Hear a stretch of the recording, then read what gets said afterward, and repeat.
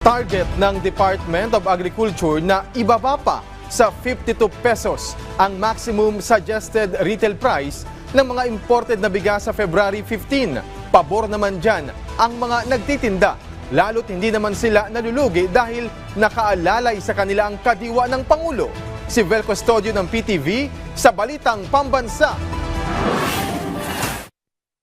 Pinag-aaralan na ng Department of Agriculture ang paglalagay ng maximum suggested retail price sa baboy. Pabor naman dito ang mga mamimili.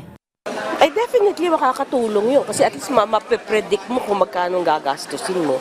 Hindi yung magugulat ka pagdating mo sa palengke, iba-iba na ang presyo. Oo, para hindi naman kawawa yung mga maliliit yung kinikita sa araw-araw. Nakatakdang i-anunsyo ang MSRP ng baboy sa oras na matapos sa pag-aaral ng DA.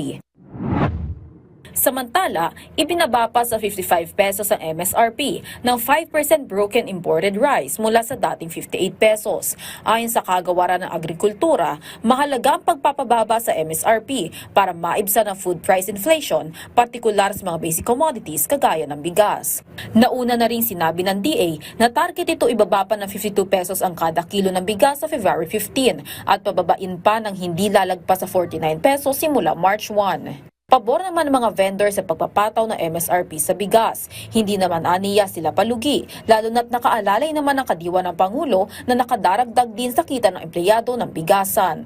Level pa yung supply. Nung araw, nung wala pa yung mga DA, pagkakakuha sa linggo taas, kaya kami doon nahihirapan. Hindi magaling ang tagkagaya ng DA. Mas okay na regulated ka? Oo, regulated. Medyo maganda-ganda dahil sila ang nagdidikta sa amin.